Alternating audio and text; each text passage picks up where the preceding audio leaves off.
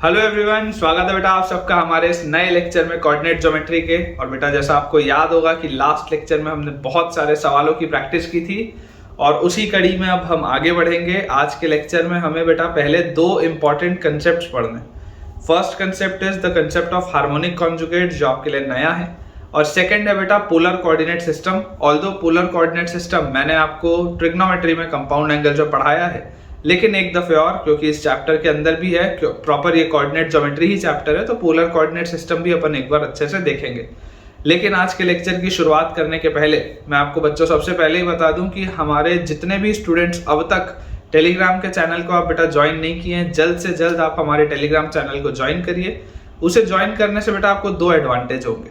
पहला एडवांटेज ये है कि जब भी मैं कोई लेक्चर पोस्ट करता हूँ यूट्यूब में, तो उसका इमीडिएटली मैं एक क्रिएटिव आपके टेलीग्राम चैनल में भी डालता हूँ, सो दैट कि आपका कभी भी कोई भी लेक्चर मिस ना हो। और जो सेकंड बेनिफिट है वो ये है कि हम क्लास में ज़रूर बहुत सारे सवालों की प्रैक्टिस करते हैं, लेकिन जेई मेंस और जेई एडवांस के पेपर को क्रैक करने के लिए बहुत और ज़्यादा प्रैक्टिस की ज़रूरत है, जो बेटा आप एक्स्ट्रा क्वेश्चन के साथ ही कर सकते हैं। तो ये एक्स्ट्रा क्वेश्चंस आपको मिलेंगे आपके टेलीग्राम चैनल में। तो जल्द से जल्द हमारे टेलीग्राम चैनल को ज्वाइन करिए, जिसका ज्वाइनिंग लिंक आपको नीचे डिस्क्रिप्शन बॉक्स पे दिख रहा होगा। तो चलिए शुरुआत करते हैं आज के लेक्चर की विद हार्मोनिक कॉन्जुगेट्स। और जब तक मैं यहाँ हेडिंग लिखता हूँ तब तक आप वीडियो को लाइक कर दीजिए। हमारे पास बेटा जो टॉपिक है दैट इज हार्मोनिक कॉन्जुगेट्स। आज का जो टॉपिक है दैट इज हार्मोनिक कॉन्जुगेट्स। ठीक है, हमें बच्चों ये चीज समझने की जरूरत है कि आखिर हार्मोनिक कॉन्जुगेट्स होता क्या, क्योंकि ये हमारे लिए नया टॉपिक है। लेकिन अगर ये मैं हार्मोनिक वर्ड देखूं तो हार्मोनिक वर्ड तो यार सुना सुना लगता है। कब सुना था? हार्मोनिक प्रोग्रेशन में सुना था। तो बिल्कुल आप बेटा सही सोच रहे हैं कि ये हार्मोनिक वही वाला हार्मोनिक है जो हार्मोनिक प्रोग्रेशन में था, और उसी तरीके का कुछ कोरिलेशन भी आएगा। ठीक है, तो सबसे पहले मैं आपको स्टेटमेंट इसका लिखा देता हूं कि if the line joining a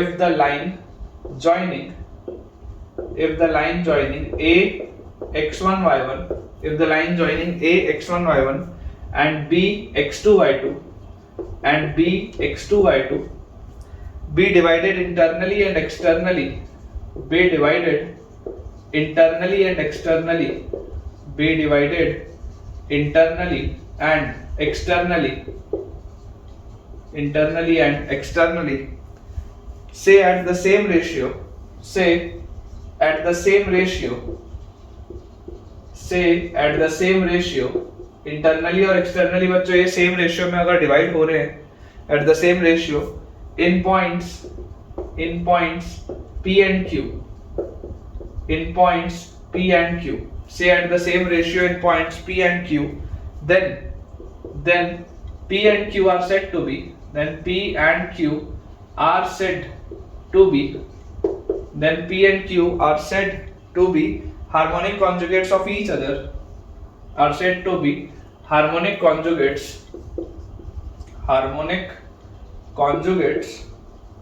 of each other, harmonic conjugates of each other with respect to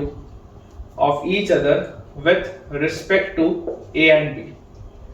ठीक है, आप बच्चों सबसे पहले स्टेटमेंट को नोट कर लीजिए कि हार्मोनिक कॉन्जुगेट का स्टेटमेंट क्या है। स्टेटमेंट आपको ये बोलता है कि अगर आपके पास एक लाइन सेगमेंट है AB, और इस लाइन सेगमेंट AB का अगर डिवीजन इंटरनली और एक्सटर्नली किन्हीं दो पॉइंट्स पे हुआ है P और Q पे, और वो सेम रेशियो में डिवीजन हुआ है, जैसा कि हमने पढ़ा भी था सेक्शन फॉर्मूला में, इंटरनल डिवीजन और एक्सटर्नल डिवीजन, तो ये बोला जाता है कि पॉइंट्स P और Q को हार्मोनिक कॉन्जुगेट्स में कहा जाएगा with respect to points A and B। ठीक है ना, हार्मोनिक कॉन्जुगेट्स में बेटा इसको कहा जाएगा with respect to points A and B। बोलने का मतलब है कि अगर मान लीजिए मेरे पास एक लाइन सेगमेंट है AB, ठीक है, इस लाइन सेगमेंट के अंदर एक पॉइंट है P और इसके बाहर लेटर से एक पॉइंट है Q। अब आपको क्लियरली बेटा दिखाई दे रहा है कि ये AB वाला जो लाइन सेगमेंट है, ये पॉइंट P इसको इंटरनल डिवीजन कर रहा है। लेटर से मैं आपको बोल देता हूं कि AP by BP, इसकी वैल्यू मान लेते हैं M1 by M2, AP by BP, later से this is M1 and this is M2, AP by BP। अगर इसकी वैल्यू बच्चों M1 by M2 है और आपको सेम चीज दी हुई है कि यही चीज AQ by BQ के भी बराबर है, आपको ये दिया हुआ है कि यही चीज AQ by BQ के भी बराबर है, कि जस्ट इन केस अगर ये पूरा का पूरा AQ जो है, अगर ये पूरा का पूरा AQ M1 होगा अगर ये पूरा का पूरा AQ M1 होगा तो ये BQ जो होगा बेटा दिस विल बी M2। ये आपको बोला जा रहा है। इंटरनल डिवीजन और एक्सटर्नल डिवीजन अगर सेम रेशियो में होता है, if the internal division and external division is in the same ratio, तो बच्चों आप क्लियरली इस बात को बोल सकते हैं कि ये P और Q जो होंगे बेटा, इस केस में P एंड Q जो होंगे, P and Q will be harmonic conjugates of each other. P and Q will be harmonic conjugates of each other with respect to points A and B. Harmonic conjugates तो हैं, लेकिन किसके respect में? With respect to A and B. ठीक है। अब harmonic conjugates का मतलब क्या होता है? What is the meaning of harmonic conjugates? तो हार्मोनिक कॉन्जुगेट्स का मतलब होता है बेटा कि AP, ये AP, AB, ये A से लेकर B तक और AQ, AP, AB और AQ, AP, AB और AQ, ये बेटा तीनों जो होंगे they will be in harmonic progression. ये इसका मतलब होता है, they will be in harmonic progression. अगर P and Q are harmonic conjugates of each other with respect to points A and B, तो AP, AB, AQ, AP, AB, AQ ये किस में होंगे? HP में होंगे बेटा। AP, AB and AQ will be in HP। ठीक है, ये बात अपने को समझ में आनी चाहिए। This means 2 by AB will be equal to 1 by AP plus 1 by AQ। यही होता है हार्मोनिक कॉन्जुगेशन का रिलेशन कि 2 by AB will be equal to 1 by AP plus 1 by AQ। ये बेटा आपके पास रिलेशन आएगा। इस बात पे अपने को बेटा कोई भी डाउट नहीं होना चाहिए कि ये अपने पास रिलेशन आएगा। ठीक है, आप अगर चाहें तो इसको प्रूफ भी कर सकते हैं। ठीक है ना, आप अगर चाहें तो इसका आप बच्चों प्रूफ भी कर सकते हैं। देखिए आपको यहां पर दिखाई दे रहा है, you already know that, we know that क्या लिखा हुआ है हमारे पास? AP by BP, AP by BP, this is equal to AQ by BQ, this is equal to AQ by BQ। हमको ये चीज पता है कि ये AP by BP किसके बराबर है? AQ by BQ के बराबर। अच्छा जरा सोच के देखो, क्या इसको अपन ऐसे लिख सकते हैं कि this implies AP by BP। BP को मैं क्या लिख सकता हूं? देखो ये पूरे रिलेशन में कहीं पर भी BP दिख रहा है क्या? BP नहीं दिख रहा। AP दिख रहा था, हाँ AP दिख रहा था। BP को आप क्या लिख सकते हो? BP को क्या आप AB माइनस AP लिख सकते हो? BP को क्या आप AB माइनस AP, सोच के देखो, BP को, इस BP को क्या मैं AB माइनस AP लिख सकता हूं? तो देखो जो रिलेशन मुझे चाहिए उसमें AB भी है, AP भी है, हो सकता है सॉल्व होके आ जाए। ठीक है ना। कभी भी बच्चों जब हम 2 प्रूफ वाला सवाल सॉल्व करते हैं तो 2 प्रूफ वाले सवाल को सॉल्व करते समय हमको इस बात का ध्यान रखना होता है, कभी भी 2 प्रूफ वाले सवाल को सॉल्व करते समय हमें इस बात का ध्यान रखना होता है कि हम वैसी ही वैल्यूज को पुट करें जो हमारे फाइनल आंसर में चाहिए। करेक्ट। तो यार यहां से देखो आपने इसको लिख लिया इज इक्वल टू AQ दिख रहा है क्या? हाँ दिख रहा है, अपॉन BQ, क्या BQ कहीं भी दिख रहा है क्या? नहीं, BQ नहीं दिख रहा, तो BQ को सब्स्टिट्यूट करना पड़ेगा। इस पूरे बेटा BQ को क्या मैं AQ माइनस AB लिख सकता हूं क्या? AQ माइनस AB, सोच के देखो, BQ को, इस BQ को बच्चों क्या मैं AQ माइनस AB लिख सकता हूं? कोई दिक्कत की बात नहीं। अब अगर बेटा ये चीज हमारे पास आ गई, हम ऐसा करते हैं, इसको क्रॉस मल्टीप्लाई करके सॉल्व करते हैं, तो आपके पास आ जाएगा AP into AQ minus AP into AB will be equal to, ये इधर आ जाएगा तो AQ into AB minus AP into AQ, यही आएगा अपने पास, ये चीज आ जाएगी। और यहां से बच्चों आप इसको लिख सकते हैं twice of AP into AQ will be equal to, देखो ये AP AQ है, ये भी माइनस AP AQ उधर जाएगा तो twice of AP AQ will be equal to AQ into AB plus AP into AB। ये आ गया अपने पास, ये चीज आ गई अपने पास। और यहां से बेटा आपके पास ये रिलेशन आ जाएगा। देखो अगर आप चाहें तो आप इस पूरी चीज को बच्चों सबसे पहले तो आप AP और AQ से डिवाइड करो। यहाँ पर आपको 2 दिख रहा है ना, आप इस पूरी चीज को अगर AP और AQ से डिवाइड करोगे तो AP और AQ से आपके पास बेटा जैसे आप डिवाइड करोगे तो यहाँ पर आपके पास आ जाएगा नीचे AP इंटू AQ, और यहाँ पर भी आपके पास आ जाएगा AP इंटू AQ, ये आ जाएगा।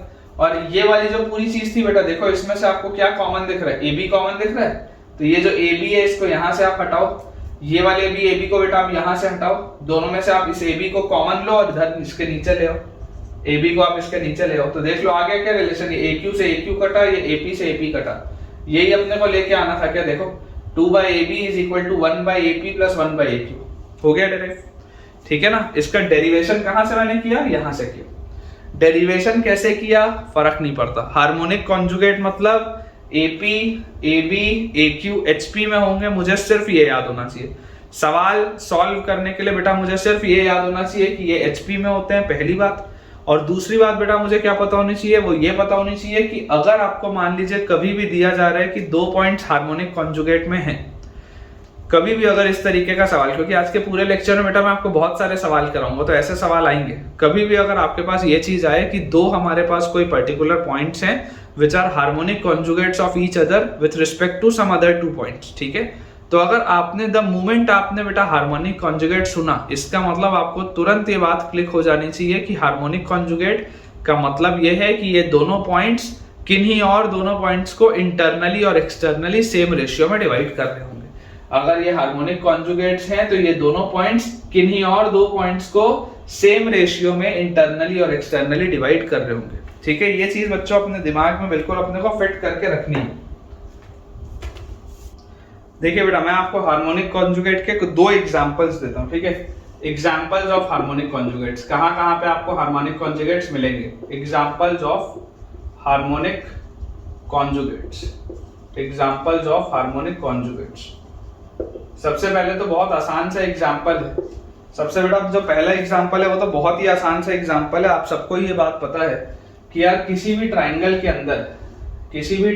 अंदर अगर मैं एक्सटीरियर एंगल का, अगर बच्चों मैं एक्सटीरियर एंगल का एंगल बाइसेक्टर ले लूं, एक्सटीरियर एंगल का एंगल बाइसेक्टर, ठीक है। ये आपकी डॉटेड लाइन है, ये आपकी एक्सटीरियर एंगल है, ये this is your exterior angle, इसका एंगल बाइसेक्टर है। और ये अगर बच्चों में आपके लिए बना दूं इंटीरियर एंगल का एंगल बाइसेक्टर, इंटीरियर एंगल का एंगल बाइसेक्टर, आपको क्लियरली ये बात दिखाई दे रही है कि this is vertex A, this is vertex B, this is vertex C, clear. इस केस में बेटा, इस केस में ये वर्टेक्स, या इसको आप ऐसे कर लो, चलो थोड़ा सा इसको अपन मॉडिफाई कर लेते हैं।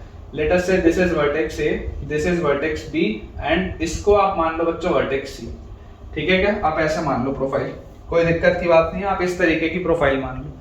तो अगर अपन ने ये चीज कर ली तो आपको क्लियरली ये पता है कि इंटरनल एंगल बाइसेक्टर सीपी है यहाँ पे एंगल सी का, और एक्सटीरियर एंगल बाइसेक्टर या एक्सटर्नल एंगल बाइसेक्टर आपके पास क्या है, CQ है, ठीक है। आपको एक चीज पता है कि B के सामने वाला साइड स्मॉल b होता है, A के सामने वाला साइड स्मॉल a होता है, तो ये इसको इंटरनली किस रेशियो में डिवाइड कर रहा होगा, B/A में। और अगर ये इसको इंटरनली B/A के रेशियो में डिवाइड कर रहा होगा, मतलब कि AP/BP, अगर AP/BP हमारे पास स्मॉल b/स्मॉल a है, तो AQ/BQ जो होगा, AQ/BQ भी तो यही रेशियो होगा, AQ/BQ भी तो यही रेशियो होगा। मतलब कि यार ये अगर पूरा का पूरा स्मॉल b हुआ तो इतना सा हिस्सा स्मॉल a होगा, यही तो होगा रेशियो आपके पास B/A। ये Q जो है वो एक्सटर्नली डिवाइड कर रहा है और जो बेटा P है वो इंटरनली डिवाइड कर रहा है, ठीक है। ये चीज मैंने आपको ऑलरेडी बहुत बार बताई हुई है, तो इस पर बेटा अपन और बहुत ज्यादा एम्फेसाइज नहीं करेंगे। आपको सिर्फ ये बात समझ में आनी चाहिए कि ये आपके पास एक प्रोफाइल होती है हार्मोनिक कॉन्जुगेट की। वैसे ही एक सेकंड अपने पास बच्चों प्रोफाइल और होती है हार्मोनिक कॉन्जुगेट की, है ना। Will also come in circles chapter. यहां पर मैं लिखा देता हूं कि ये जो चीज है ये सर्कल्स के चैप्टर में भी आएगा। ये जो सेकंड वाला प्रोफाइल है ये सर्कल्स जब मैं आपको पढ़ाऊंगा, अभी जैसे अपन पॉइंट पढ़ रहे हैं, पॉइंट के बाद अपन स्ट्रेट लाइंस पढ़ेंगे, स्ट्रेट लाइंस के बाद अपन सर्कल्स पढ़ेंगे। तो सर्कल्स वाले चैप्टर में भी बच्चों ये चीज आएगी कि अगर मान लीजिए आपके पास, ये तो अपना इलिप्स जैसा बन गया, थोड़ा सा अच्छे से फिगर बनाते हैं, ठीक है। सर्कल्स के चैप्टर में भी ये प्रोफाइल आएगी हार्मोनिक कॉन्जुगेट की। अगर हमको याद रह जाए तो बहुत अच्छी बात है बच्चों। यहां से देखिए आपके पास एक बड़ा सर्कल है, उसके बगल में आपके पास एक छोटा सर्कल है, ठीक है। सबसे पहले आपके पास एक बड़ा सर्कल है, उसके बगल में आपके पास एक छोटा सर्कल है। इस तरीके की आपके पास बेटा प्रोफाइल एक दी है। ये एक बड़ा सर्कल है, ये एक छोटा सर्कल है। क्लियरली आपको दिखाई दे रहा है कि बड़े सर्कल पे ये टेंजेंट है और छोटे सर्कल पर भी ये टेंजेंट है, ठीक है। तो ये वाली बच्चों जो 2 टेंजेंट्स हैं they are called external common tangents, ठीक है। मैं इसकी नेमिंग आपके लिए बच्चों कर देता हूं, they are called external common tangents. Let us say इसका आप सेंटर, इसका बेटा आप सेंटर मान लीजिए C1, इसका आप सेंटर मान लीजिए C2। मान लेते हैं ये पॉइंट A है, ये पॉइंट B है, ये पॉइंट C है, ये पॉइंट D है और ये एक्सटर्नल पॉइंट है आपके पास लेटर से P, ठीक है, ये अपने पास है। ये इसको आप Q मान लो, इसको आप Q मान लो, ठीक है, इसको अपन Q मान लेते हैं। ये अपने पास प्रोफाइल दी हुई है। प्रोफाइल ऐसी होती है कि बेटा C1 C2 और ये Q ये सब एक लाइन में लाया करते हैं, ठीक है, ये C1 C2 Q ये सारी की सारी चीजें एक लाइन में लाया करती हैं। तो क्लियरली आपको दिखाई दे रहा है कि AB आप बोल लो या AQ बोल लो, AQ and BQ, AQ and CQ लिखते हैं। AQ and CQ are two external common tangents, external common tangents. Common tangents मतलब कि ये इस सर्कल पर भी टेंजेंट है और इस सर्कल पर भी टेंजेंट है। AQ को अगर मैं कॉमन टेंजेंट बोल रहा हूं तो इस सर्कल पर भी टेंजेंट है और इस पर भी टेंजेंट है। वैसे ही CQ को अगर मैं टेंजेंट बोल रहा हूं तो इस सर्कल पर भी टेंजेंट है और इस पर भी। तो two external common tangents, two external common tangents, ये बेटा अपने पास दिया हुआ है, ठीक है, AQ एंड CQ। एक चीज हमको पता ही है, ये अपने पास हो गया। चलो जो अपने पास ड्राइंग इसमें और करनी हो थोड़ी देर में करते हैं। इसके अलावा अब आपको एक बात बेटा पता है कि सर्कल के अंदर या सर्कल के ऊपर किसी एक पॉइंट पर एक ही टेंजेंट हो सकता है। ये बात तो मैं जानता हूं कि on a given point of the circle एक ही आप टेंजेंट बना सकते हैं। एक पॉइंट के ऊपर एक से अधिक टेंजेंट बनाना संभव नहीं, ये बात आप जानते हैं।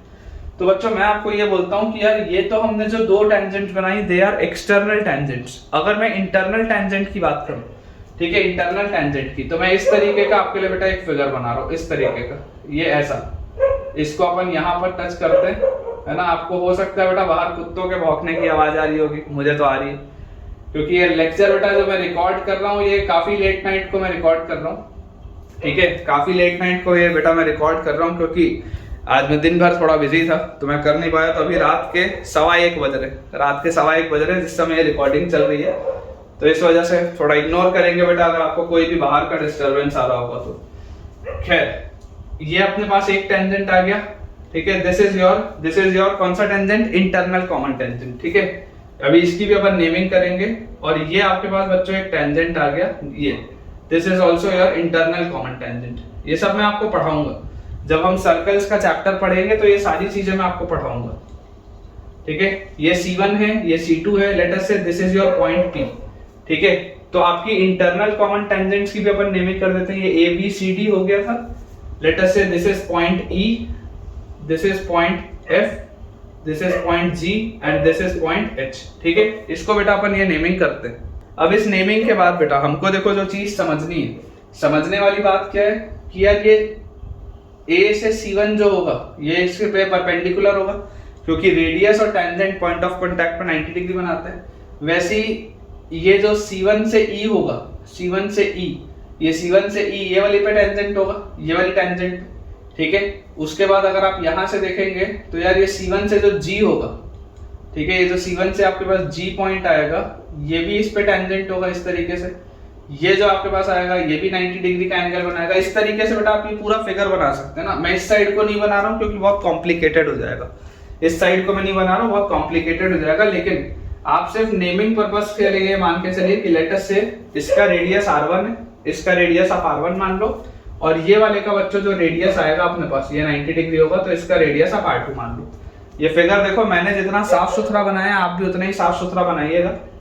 AQ और CQ को मैंने टू एक्सटर्नल कॉमन टेंजेंट्स बोला, और उसके साथ साथ बेटा EF और GH को, EF एंड GH, ये जो EF हमने बनाया है और GH हमने बनाया है, they are two internal common tangents, two internal common tangents.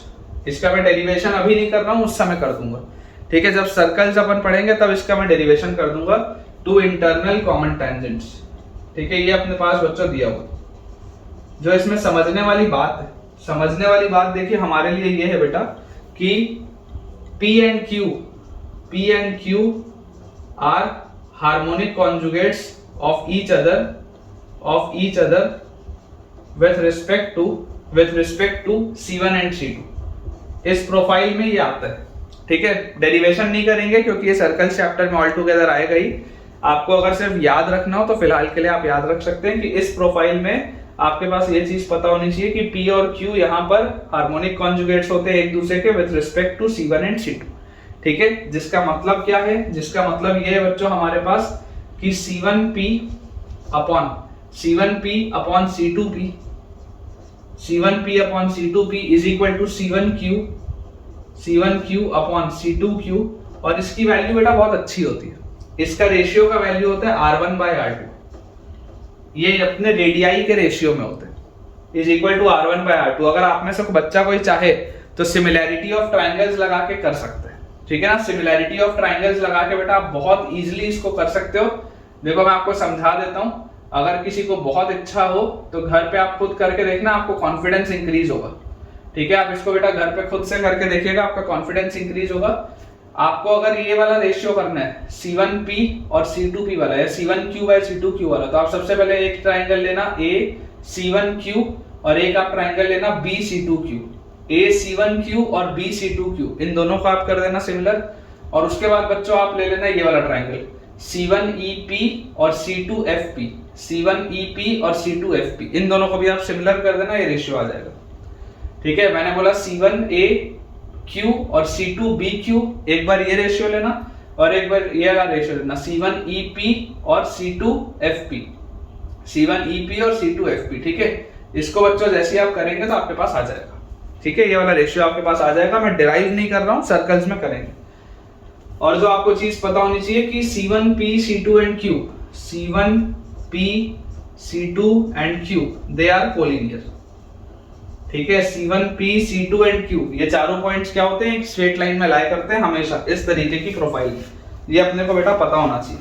अब जो स्टेटमेंट है, मैं आपके लिए स्टेटमेंट बेटा नोट करवा देता हूं आपको, ये अपन सर्कल्स में भी ऑल टुगेदर करेंगे, इसका स्टेटमेंट मैं आपको लिखा देता हूं, ठीक है। ये आपके ये वाले का स्टेटमेंट है, यहां पर लिख देते हैं कि external and internal common tangents, external and internal, external and internal common tangents, external and internal common tangents जो होती हैं, आपको क्लियरली दिख रहा है, ये एक्सटर्नल कॉमन टेंजेंट्स है, ये इंटरनल कॉमन टेंजेंट्स है। External and internal common tangents divide the line joining, divide the line joining, divide the line joining, divide the line joining the centers of the two circles, line joining the centers of the two circles, the center of two circles, divide the line joining the center of two circles। देखो C1 और C2 वाली जो line ना, divide the line joining the center of two circles externally and internally, externally and internally, externally and internally, ठीक है। किसमें divide करती है, externally and internally, in the ratio of their radii, in the ratio of their radii, in the ratio of their radii. ये अपने को बच्चों याद रखना है, ठीक है। सर्कल्स चैप्टर में भी इस पे सवाल बनते हैं, यूज आता है। मुझे बहुत मतलब हाई चांसेस हैं कि तुमको हार्मोनिक कॉन्जुगेट में ये ना पढ़ाया गया हो, ठीक है। हो सकता है टीचर सर्कल में पढ़ाए, हो सकता है ना भी पढ़ाए, कोई भरोसा नहीं है बेटा। आजकल कई सारी ये जो कॉम्प्लिकेटेड चीजें होती हैं लोग छोड़ देते हैं और ये सोचते हैं कि बच्चे को तो क्या ही पता चलेगा। लेकिन बेटा तुम्हारे पास ये चैनल है जिससे कि तुमको सब कुछ पता चलेगा कि तुम्हारे साथ कितना न्याय हो रहा है, ठीक है। और जहां पर भी पढ़ रहे हो, अगर आपको ऐसा कंटेंट मिल रहा है, इतने मतलब सवाल अगर आपको मिल रहे हैं, तो मुझे बताओ यार कि ऐसा कौन सा इंस्टीट्यूट है जो आपको इतने सारे क्वेश्चंस करवाएगा, एक्स्ट्रा क्वेश्चंस शेयर करेगा, मॉड्यूल्स भी सॉल्व पूरे करवाएगा और उसके साथ साथ हर बच्चे पर ध्यान भी देगा। बहुत ही चुनिंदा ऐसे लोग होते हैं बेटा, कोई पर्सनली अगर आपसे मिल के आपको कराएगा तभी वो आपके लिए पॉसिबल है, अदरवाइज इन जनरल नहीं हो पाता। तो आप इस चैनल का बच्चों भरपूर इस्तेमाल करें, ठीक है। आपके लिए ही ये मेहनत चल रही है कि आपकी पढ़ाई अच्छे से हो पाए, आपका भविष्य अच्छा बन पाए। तो जो भी है बेटा आपको खुद के लिए करना है, ईमानदार रहो अपने साथ और बढ़िया से मेहनत करो, तुम्हारा सिलेक्शन पक्का होगा। चलिए, तो ये बेटा ये जो दो प्रोफाइल है, ये दो प्रोफाइल्स मैंने आपको बता दी हैं कि आपके लिए हार्मोनिक कॉन्जुगेट्स की दो प्रोफाइल कौन सी होती हैं। और अब अपन बेटा कुछ क्वेश्चंस की प्रैक्टिस करते हैं हार्मोनिक कॉन्जुगेट्स के, उसके बाद फिर पोलर कोऑर्डिनेट सिस्टम पढ़ेंगे। चलिए सवाल देखते हैं बेटा। क्वेश्चन अपने पास लिखा है हार्मोनिक कॉन्जुगेट पर बेस्ड कि इफ पॉइंट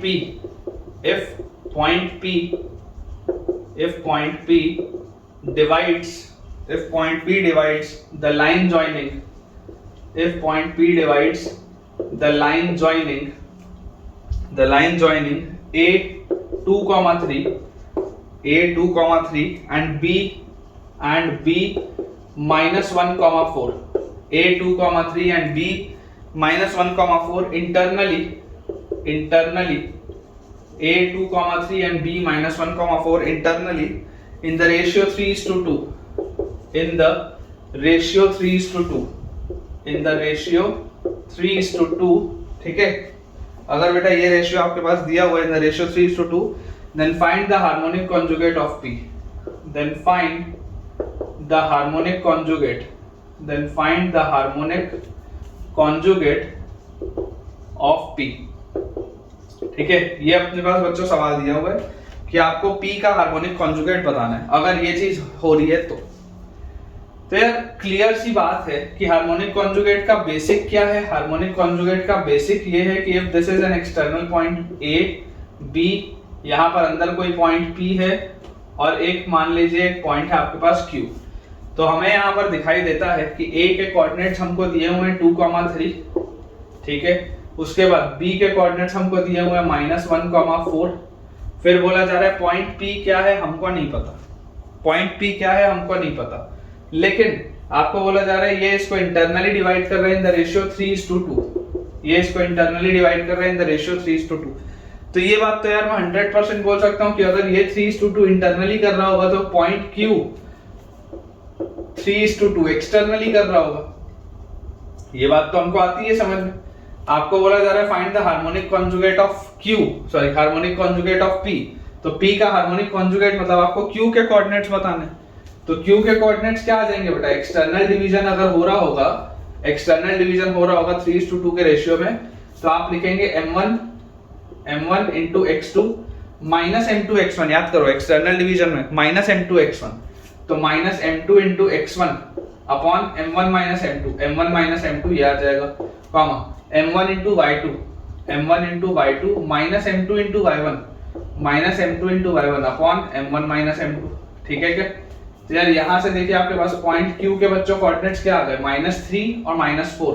-3 और -4 हो गया -7/1, 4 3 is 12 और 2 3 is 6, 12 minus 6 is 6। यार -7,6 आ रहा है बेटा, देख बिल्कुल सही, -7,6 आ रहा है। इधर भी नीचे 1 बचेगा, इधर भी 1 आएगा। तो आपके पास Q के कोऑर्डिनेट्स क्या आ गया, -7,6। इन केस मान लो अगर आपके पास P के भी बच्चों कोऑर्डिनेट्स पूछ लिया होता, चलो अपन ऐसा करते हैं एक बार वेरीफाई करके भी देखते हैं। हालांकि सवाल सॉल्व हो चुका है, लेकिन अपन वेरीफाई भी करके देखते हैं कि क्या ये एक्चुअल में HP में है भी या नहीं। तो आप ऐसा करो, सबसे पहले आप पॉइंट P के भी चलो कोऑर्डिनेट्स निकाल लो। ठीक है, पॉइंट P के अगर आप कोऑर्डिनेट्स निकालोगे, थोड़ा सा पोस्टमार्टम करते हैं सवाल का कि सब निकल के आए सारी चीजें, ताकि कंसेप्ट अपने क्लियर हो। अदरवाइज आपका सवाल सॉल्व हो चुका है ना। सवाल में आपको सिर्फ यही निकालना था कि ये -7,6 आ चुका है, सिर्फ इतना ही था।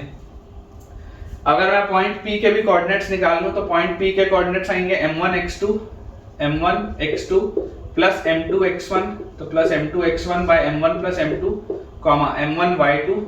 m1 y2 plus m2 y1 upon m1 plus m2। ठीक है, ये अपने पास आएगा। तो यहाँ से अपने पास पॉइंट P के कोऑर्डिनेट्स क्या आ गए, -3 प्लस 4 मतलब कि 1/5, 4 3 is 12 और 2 3 is 6, 12 और 6 आ जाएगा 18/5। ठीक है क्या? ये अपने पास आ रहे हैं पॉइंट P के कोऑर्डिनेट्स। This is 1/5, 18/5। अब अगर आप बच्चों ये चाहते हैं कि आपको प्रूव करना है कि ये हार्मोनिक कॉन्जुगेट में भी हैं, इसका मतलब AP, AB और AQ, AP, AB and AQ they must be in harmonic progression. ये अपन पोस्टमार्टम कर रहे हैं ना सवाल का, सवाल इतने में हो चुका है। तुमको इग्नोर करना हो तो तुम इग्नोर कर सकते हो, लेकिन मुझे ऐसा लगता है कि अगर आप सब कुछ निकाल के देखोगे ना, तो आपको फील आएगी कि यार हो क्या रहा है, हार्मोनिक कॉन्जुगेट का असल सेंस और मतलब क्या है। थोड़ा फील लेना चाहिए बेटा मैथ्स में, तभी आपको मैथ्स में कॉन्फिडेंस आएगा। तो यार AP अगर मैं निकालूंगा तो डिस्टेंस फॉर्मूला से AP मेरे पास कितना आएगा, रूट ओवर 2 - 1/5 का स्क्वायर, 2 - 1/5 का स्क्वायर। कैलकुलेशन से मत डरो, कैलकुलेशन जितना करोगे उतना कॉन्फिडेंस इंक्रीज होगा। 2 - 1/5 का स्क्वायर प्लस 3 - 18/5 का स्क्वायर। ठीक है, ये आएगा आपके पास AP। यार यहाँ से बताओ ये सॉल्व होके कितना आ रहा है, this is equal to root over 5 into 2, 10 - 1, 9/5, 9/5 मतलब कि 81/25 प्लस 5 3 is 15। ठीक है, 15 - 18 is -3/5, -3/5 is कितना आ जाएगा 9/25। तो यार ये तो अपने पास आ रहा है अंडर रूट ऑफ 90/25। सिंप्लीफाई अगर करने की जरूरत लगेगी तो करेंगे, नहीं तो फिलहाल तो इतने में रहने दो 90/25। इसके बाद AB की अगर हम बात करें AB, तो AB इज रूट ओवर क्या आ जाएगा 2 माइनस -1 का स्क्वायर मतलब कि 3 स्क्वायर प्लस 3 माइनस 4 का स्क्वायर मतलब कि -1 का स्क्वायर। तो आपके पास ये आ जाएगा 9 और 1 √10, ये भी ठीक है। इसके बाद अगर हम बात करें AQ की, तो AQ will be root over 2 minus -7 का स्क्वायर मतलब कि 9 का square which is 81 plus 3 minus 6 का स्क्वायर मतलब -3 का स्क्वायर विच इज 9। तो यार ये तो आ रहा है √90। ये आ रहा है बेटा अपने पास टर्म्स, ठीक है, ये अपने पास टर्म्स आ रहे हैं। आपको पूछा जा रहा है कि क्या ये आपके पास हार्मोनिक प्रोग्रेशन में है या नहीं। तो देखो आपको एक बात पता होनी चाहिए बेटा, हार्मोनिक प्रोग्रेशन का रिलेशन क्या होता है। रिलेशन होता है कि 2/AB is equal to 1/AP plus 1/AQ, 1/AP plus 1/AQ, या इसी को आप और क्या लिख सकते हो, और this can be written as AB is equal to 2AP into AQ upon AP plus AQ, आप ऐसा भी लिख सकते हो, ठीक है ना। AB will be equal to 2AP into AQ upon AP plus AQ, आप ऐसा भी लिख सकते हो। तो यहाँ से आप वेरीफाई कर लो, this will be equal to twice of AP कितना है, AP इज √90/25, √90/25 इंटू AQ कितना है, AQ अपने पास है √90 अपॉन AP प्लस AQ, तो √90/25, यहां से अपन लिख सकते हैं √90/25 और प्लस √90, ठीक है। तो यार यहां से देखो मेरे पास क्या आ गया। अगर मैं आपको ये चीज बोलूं कि यार आप अगर ऐसा बेटा कर लो, देखो आप इसको लिखो 2 इंटू √90 और √90 और अपॉन √25 इज 5 अपॉन, यहां से आप बेटा आप √90 बाहर निकालो, √90 बाहर निकालते ही आपके पास 1/√25 मतलब 1/5 प्लस 1, 1/5 प्लस 1 विल बी 6/5, ये आपके पास आएगा। 5 से 5 गया, 2 से ये 6 कटा, यहाँ पे 3 रहा, √90 से 90 कटा, √90 आया, ये 3 इसके साथ मल्टीप्लाई होगा, ये पूरी चीज आपके पास आ रही है बेटा √90/3, √90/3। और √90/3 को आप क्या लिख सकते हैं, देखो √90/3 कैन बी रिटन एज 9 अगर बाहर ले लोगे तो 3 √10/3, 3 से 3 कटा, √10 बचेगा, और वही आपके पास AB होना चाहिए था और AB देख लो वही आ रहा है, सेम चीज आ रही है। जितने लोग ईमानदारी से किए होगे ना, मैं दावे के साथ बोल सकता हूँ तुम्हारे दिल में ना खुशी हो रही होगी, बहुत अच्छा लग रहा होगा तुमको कि हाँ यार आ गया, इतना कैलकुलेशन किया लेकिन आ गया। मैं यही चीज बोल रहा हूँ बेटा, आप मेरी बातों पर भरोसा रखिए। देखिए अगर आप अपना इतना टाइम स्पेंड कर रहे हैं मेरे लेक्चर्स को देखने में, अगर आप ईमानदारी से देख रहे हैं तो फेथ रखिए, मैं आपको डेटा जो कंटेंट दे रहा हूँ और जितना बोल रहा हूँ उतना आप बस करो, आपका सिलेक्शन हो जाएगा। मैथ्स में आपको कोई दिक्कत नहीं आएगी, फिजिक्स केमिस्ट्री फिलहाल भाई मैं तुम्हारा करवा नहीं सकता, है ना, मेरे को मैथ्स अच्छे से आती है तो मैं मैथ्स तुमको अच्छे से करा रहा हूँ। तो मैथ्स के लिए आप निश्चिंत रहो, बस जितना मैं बोल रहा हूँ उतना आप ईमानदारी से करते रहो, और आपका बेटा मैथ्स में तो इजीली बेटा 100 मार्क्स का अगर जेईई मेंस आ रहा है ना, तो मैथ्स के पेपर में अकेले तुम कम से कम 60-70 नंबर तो बहुत आसानी से ले आओगे, कोई बहुत बड़ी बात है ही नहीं उसमें। देखिए बेटा नेक्स्ट अपने पास जो क्वेश्चन लिखा हुआ है, इसमें लिखा है find the harmonic conjugate, find the harmonic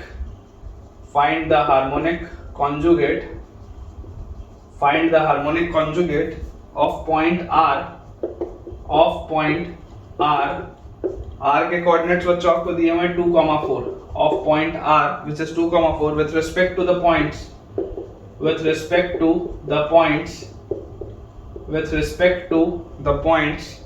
P 2,2 and Q 2,5, P 2,2 and Q 2,5, ठीक है। हमारे पास बोला जा रहा है कि हार्मोनिक कॉन्जुगेट आपको बताने R के with respect to P and Q।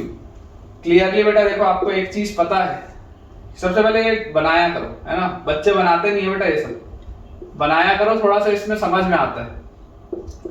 ये R है और इसके हार्मोनिक कॉन्जुगेट को आप मान लो S, ठीक है।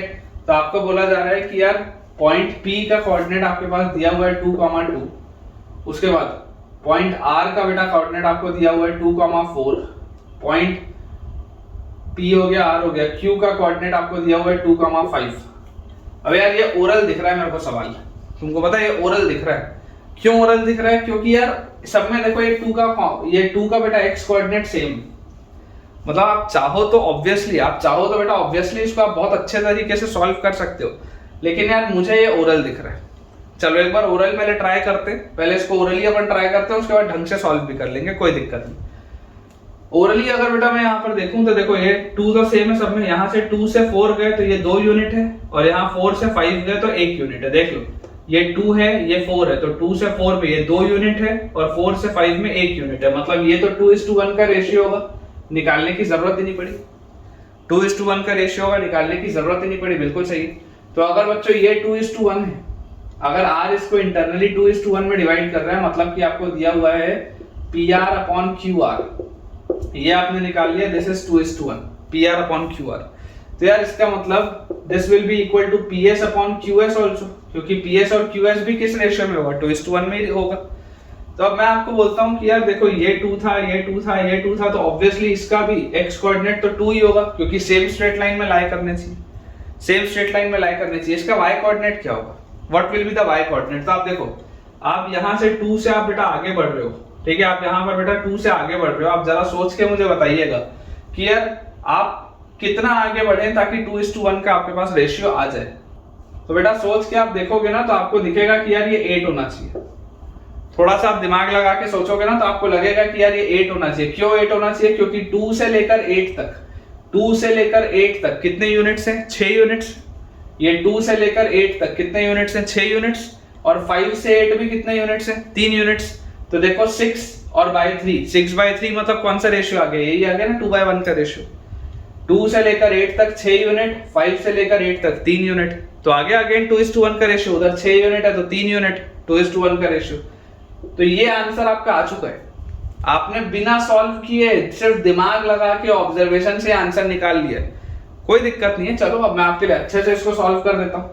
अब मैं आपके लिए बेटा इसको अच्छे से सॉल्व कर देता हूं। आप मान लो इसको M1:M2, ठीक है, आपको ये चीज अभी नहीं पता है कि 2:8 आएगा, आप मान लो M1:M2। तो ये बात तो आप बोल सकते हो कि अगर ये M1 होगा तो ये M2 होगा आपके पास, ये बात तो आप मानते हैं। एक्स कोऑर्डिनेट देखो, अगर आप इंटरनल देखोगे, क्योंकि अभी आपको रेशियो पता नहीं, तो आप एक्स कोऑर्डिनेट अगर बेटा देखेंगे तो x coordinate 2 will be equal to M1x2 plus M2x1 upon M1 plus M2। तो यार यहां से तो आपको कोई फायदा नहीं हो रहा, क्योंकि ये देख लो आप पूरा ये सॉल्व हो जाएगा ना, मतलब इसमें LHS इक्वल टू RHS आ जाएगा, इसमें LHS इक्वल टू RHS आ जाएगा। यहां से आपको कोई रिजल्ट नहीं मिला, y कोऑर्डिनेट पकड़ो, y कोऑर्डिनेट क्या है? 4 will be equal to M1y2 plus M2y1 upon M1 plus M2, ठीक है। तो यहां से आपके पास बच्चों आ जाएगा 4M1 plus 4M2 is equal to 5M1 plus 2M2। तो यहां से मेरे पास आ जाएगा M1 is equal to 2M2, और M1/M2 का रेशियो क्या आ गया? M1/M2 is equal to 2। यार यही तो मैंने निकाला था ओरली, जो मैंने इतनी यहाँ पर मेहनत करके निकाला, यही तो मैंने ओरली देख के बता दिया था कि ये 2:1 का रेशियो है। चलो कोई बात नहीं, तुमने मेरी बात नहीं मानी। तो अब अगर आपके पास बेटा इंटरनल डिवीजन का रेशियो आ गया 2:1, तो एक्सटर्नल डिवीजन के लिए आप कोऑर्डिनेट्स कैसे निकालेंगे? x coordinate will be M1x2 मतलब कि देखो ये आपके पास 2:1 आ गया ना सॉल्व होके, ये 2:1 आ गया, तो आपके पास x कोऑर्डिनेट आ जाएगा M1x2, तो M1x2 minus M2x1 upon M1 minus M2, ठीक है। और y कोऑर्डिनेट आ जाएगा M1y2 minus M2y1 upon M1 minus M2। Solve कर लो बेटा, 2 into 2 4 minus 2 is 2, और यहाँ पे आ गया 2 into 5 10 minus 2 is 8, नीचे दोनों में 1 है, आगे के देखो 2,8, यही तो मैंने डायरेक्टली लिखा। तो अगर आप बेटा ऑब्जर्व करना सीख चुके हैं तो आपको जल्दी सवाल बनेंगे, ठीक है। और अगर आपको ऑब्जर्व करना नहीं आ रहा है तो भी कोई दिक्कत नहीं है, आप आराम से धीरे धीरे बनाइए, लेकिन बनाइए जरूर, प्रैक्टिस करते रहिए बेटा। चलिए बेटा थोड़ा सा अपन पोलर कोऑर्डिनेट सिस्टम देख लेते हैं। ऑल्दो आपको मैंने ट्रिग्नोमेट्री में पढ़ाया है, लेकिन एक बार दोबारा पढ़ा देता हूं। पोलर कोऑर्डिनेट सिस्टम,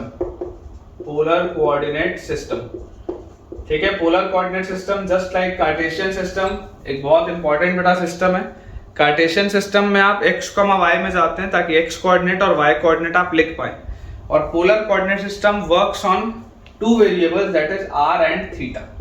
ठीक है, आपका Cartesian coordinate system x, y में वर्क करता है, polar coordinate system r, theta में वर्क करता है, जिसका बहुत सिंपल सा अंडरस्टैंडिंग बेटा ये है कि आपको इस पूरे कार्टेशियन प्लेन में, आपको बेटा इस पूरे प्लेन में बोर्ड के कोई भी अगर पॉइंट लिखना हो तो लिखने का तरीका क्या है कि आप वहां तक एक रेडियस r ले लो, वहां तक आप एक रेडियस r ले लो, और जो भी आपको ये थीटा एंगल रोटेट करना हो आप उस एंगल को रोटेट कर लो, तो आप किसी भी पॉइंट पर पहुंच जाओगे।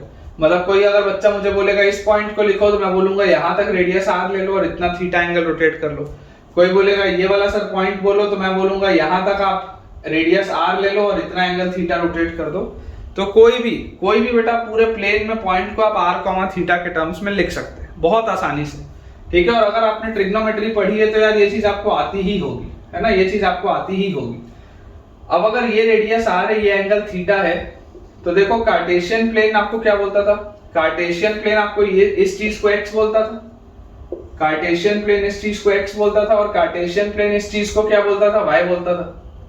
कार्टेशियन कोऑर्डिनेट सिस्टम में बेटा ये वाली चीज x होती थी और ये वाली चीज y होती थी। आप अपने इसको देखो, ये अगर r है, ये अगर बेटा एंगल r है और ये एंगल थीटा है, तो क्या मैं ऐसा बोल सकता हूँ क्या कि x की वैल्यू r cos थीटा होगी, r cos थीटा लेना सिखाया है मैंने फिजिक्स में, वेक्टर में भी बेटा तुम्हारे फिजिक्स वाले सर ने सिखाया होगा, वेक्टर में भी r cos थीटा और ये r sin थीटा। ये r वेक्टर है तो इसका ये वाला component, horizontal component r cos theta, vertical component r sin theta. This will be y will be equal to r sin theta. ठीक है, ये हम बोल सकते हैं, ये r है तो ये r cos थीटा आ गया, ये r sin थीटा आ गया। तो यहां से आपके पास क्या आ गया कि x is equal to r cos theta, y is equal to r sin theta, and clearly आपको दिखाई दे रहा है कि x square plus y square जो होगा that will be equal to r square, क्योंकि आप जैसे स्क्वायर करके ऐड करेंगे तो x square will be r square cos square theta, y square will be r square sin square theta. जैसे ही आप ऐड करेंगे तो x square plus y square will be r square common cos square theta plus sin square theta will be 1, तो x square plus y square will be equal to r square. ठीक है ना, x square plus y square की value आ जाएगी r square. और यहां से हम क्या बोल सकते हैं, also we can say that tan theta will be y by x, tan theta will be y by x, तो आप थीटा को लिख सकते हैं tan inverse y by x, या आप tan theta equal to y by x में भी छोड़ सकते हैं ना। ये बेसिक मैंने आपको किस में बताया था, ट्रिग्नोमेट्रिक इक्वेशन से बेटा, जब मैं आपको पढ़ा रहा था तब भी मैंने आपको ये चीज बताई थी कि आप थीटा को tan inverse y by x लिख के छोड़ सकते हैं। ये इनवर्स फंक्शन सॉल्व कैसे करते हैं, क्या होता है, कैसे होता है, ये सारी चीजें 12th में आएंगी ITF में। किसी को बहुत इंटरेस्ट हो तो बेटा आप जाके प्लेलिस्ट में देख लेना, मैंने ITF क्लास 12th के बच्चों के लिए पढ़ा रखा है, अपलोड भी कर दिया है, कुछ 9-10 लेक्चर का है वो। किसी को बहुत मन हो देखने का तो देख लेना, समझ में आ जाएगा, कोई दिक्कत नहीं है, देख सकते हो। ठीक है, बेसिक्स तो आपको समझ में आ ही जाएंगे। तो ये होता है बेटा कार्टेशियन कोऑर्डिनेट सिस्टम से मैंने पोलर कोऑर्डिनेट सिस्टम को जैसे रिलेट किया है। पोलर कोऑर्डिनेट सिस्टम में r, थीटा होता है। ठीक है, कोई भी पॉइंट P है तो उसका location in this plane will be r, theta, मतलब कि it will be located at a distance of r from the origin, it will be located at a distance of r at an angle theta. और ये जो theta होता है this is anti clock, theta is anti clock. ठीक है, theta आपका anti clock में होता है और r उसका रेडियस होता है। अब मैं आपको इस पर मैं कुछ सवाल कर रहा हूँ, बहुत आसान सा टॉपिक है, बेसिकली मुझे सिर्फ ये कवर करना है इसलिए मैं बेटा आपको ये करा दे रहा हूँ, अदरवाइज तो मैंने आपको ये पढ़ाया ही है। जैसे आपके पास मान लीजिए सवाल है कि find the polar coordinates, find the polar coordinates, find the polar coordinates of the points, ठीक है, find the polar coordinate of the points. पहला आपके पास दिया हुआ है x is equal to √3 and y is equal to 1। x की value आपको दी हुई है √3 और y की वैल्यू दी हुई है 1, मतलब कि आपके पास कोऑर्डिनेट दिया हुआ है √3, 1। आपको बोले जा रहे हैं √3, 1 के आप पोलर कोऑर्डिनेट्स बताइए। तो देखो r क्या होगा, r को आप क्या बोल सकते हो, r को आप √x² + y² बोल सकते हो क्या। देखो ध्यान से, r क्या है, r एक मैग्नीट्यूड है ना बेटा, तो उसको आप नेगेटिव तो लोगे नहीं, पॉजिटिव ही लोगे, तो r को आप √x² + y² बोल सकते हो। तो यहां से आपके पास आ जाएगा √x² मतलब 3, y² मतलब 1, तो यार r तो 2 आ गया, ठीक है। और tan थीटा क्या होता है? tan थीटा आपके पास होता है y बाय x, तो अगर tan theta y by x होता है तो this will be 1/√3, tan theta will be 1/√3। तो आपके पास देखिए tan थीटा अगर 1/√3 है तो थीटा क्या होगा? π/6 होगा। थीटा विल बी π/6 क्योंकि tan 30 डिग्री 1/√3 होता है। तो आपके पास इसके पोलर कोऑर्डिनेट्स क्या आ गए? r, थीटा मतलब 2, π/6।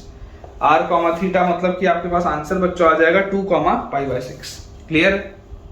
एक और देखते हैं, बहुत आसान सा सवाल है इसी में अगला, ठीक है। इसी में अपने पास नेक्स्ट मैं आपको एक और देता हूं कन्वर्ट करने के लिए।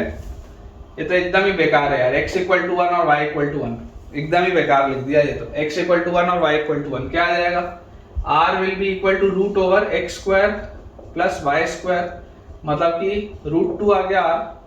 और tan theta will be equal to y/x मतलब 1/1, विच इम्प्लाइज थीटा कितना आ जाएगा? 45, क्योंकि tan 45 क्या होता है? 1 होता है। आप उसको 45 लिख लो या π/4 लिख लो, आपकी इच्छा। 45 लिख लो या π/4 लिख लो, आपकी इच्छा। तो आपके पास बच्चों इसके जो कोऑर्डिनेट्स आएंगे दैट विल बी √2, π/4, ठीक है। क्या इसके अपने पास जो कोऑर्डिनेट्स आ जाएंगे बेटा दैट विल बी √2, π/4। आसान है, बहुत आसान है। कुछ सवाल और बनाते हैं ताकि थोड़ा सा अपने को कंसेप्ट और क्लियर हो पाए। अपने पास बेटा नेक्स्ट क्वेश्चन लिखा हुआ है, if polar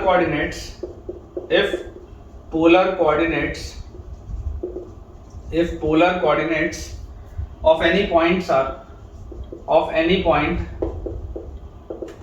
ऐसा लिख लो, if polar coordinates of any point is 2, π/3, polar coordinate आपको दिया हुआ है 2, π/3, then find its Cartesian coordinate। आपसे पूछा जा रहा है कि इसका कार्टेशियन कोऑर्डिनेट क्या होगा। बस प्रैक्टिस के लिए थोड़ा सा, ठीक है। एक सवाल और करेंगे इसके बाद, उसके बाद फिर कुछ अच्छे सवाल अपन बनाएंगे। पोलर कोऑर्डिनेट्स अगर आपके पास 2, π/3 है तो आपको बेटा सबसे पहले जो बात पता होनी चाहिए कि पोलर कोऑर्डिनेट सिस्टम और कार्टेशियन कोऑर्डिनेट सिस्टम में कोरिलेशन क्या है। तो क्या मैंने आपको कोरिलेशन बताया कि x होता है r cos थीटा और y होता है आपके पास r sin थीटा, ठीक है। तो यहां से आपको r दिख रहा है 2 और cos π/3, ठीक है। cos 60 मतलब 1/2 होता है, तो इसका आंसर तो 1 आ गया। और r sin थीटा मतलब 2 × sin π/3, sin 60 कितना होता है? √3/2, तो ये आ गया √3। तो इसका आंसर कितना आ जाएगा बच्चों? 1, √3, ठीक है। क्या इसका आंसर अपने पास आ जाएगा 1, √3। आसान सवाल है। एक और अपन देखते हैं इसी तरीके का आसान सा सवाल, फिर कुछ अच्छे सवाल बनाएंगे। क्वेश्चन अपने पास बेटा दिया हुआ है, फाइंड द पोलर कोऑर्डिनेट्स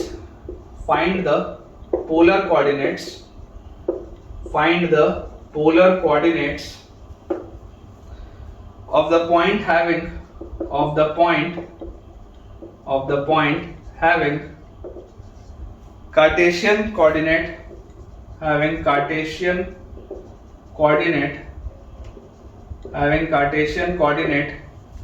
-1, -1। तो आपको बेटा एक चीज पता है कि पोलर कोऑर्डिनेट अगर आपको निकालना है मतलब आपको r, थीटा निकालना है। पोलर कोऑर्डिनेट निकालना है मतलब आपको r, थीटा निकालना है। तो r क्या होता है? r होता है √x² + y², मतलब कि -1 का स्क्वायर प्लस -1 का स्क्वायर। तो यार ये तो √2 आ जाएगा x² + y² करने से। और tan थीटा क्या होता है? tan थीटा होता है y/x। tan थीटा होता है y/x मतलब कि -1/-1।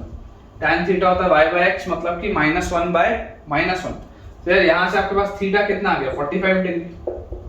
थीटा आपके पास कितना आ जाएगा बेटा? 45 डिग्री। लेकिन अब जरा बेटा लॉजिकली आप सोच के देखो कि ये जो आपने लिखा है क्या ये आपने सही लिखा है? ये जो बेटा आपने लिखा है क्या ये आपने सही लिखा है? क्योंकि आपको ये बात समझनी पड़ेगी कि जरूर थीटा की वैल्यू 45 डिग्री आ रही है, लेकिन दिस इज इक्विवेलेंट वैल्यू। आपको थोड़ा सोचना पड़ेगा कि यार 45 डिग्री तो कौन से क्वाड्रेंट में होता है? 45 डिग्री तो आपके पास आता है फर्स्ट क्वाड्रेंट में। 45 डिग्री तो आपके पास आता है फर्स्ट क्वाड्रेंट में, लेकिन फर्स्ट क्वाड्रेंट में तो x और y दोनों पॉजिटिव होते हैं। सोच के देखिए 45 डिग्री होता है बेटा, बिल्कुल आपकी बात सही है, लेकिन 45 डिग्री तो पहले क्वाड्रेंट में होता है। बट आपको ये चीज पता होनी चाहिए, but tan of pi plus theta जो होता है थर्ड क्वाड्रेंट, ये भी तो tan थीटा होता है। But tan of pi plus theta is also tan theta, tan of pi plus theta भी तो tan थीटा होता है बच्चों। तो यार आप इसको यही बोल सकते हैं, देयरफॉर आंसर आपके पास क्या आ जाएगा, theta will be equal to 45 और 180 इज 225 डिग्री, या आप इसको बोल सकते हैं pi plus pi by 4 that is 5 pi by 4। सोच के देखिए जो मैंने बोला, आपको पता है -1 ये जो लिखा है -1 कौन से क्वाड्रेंट में होता है, थर्ड क्वाड्रेंट में।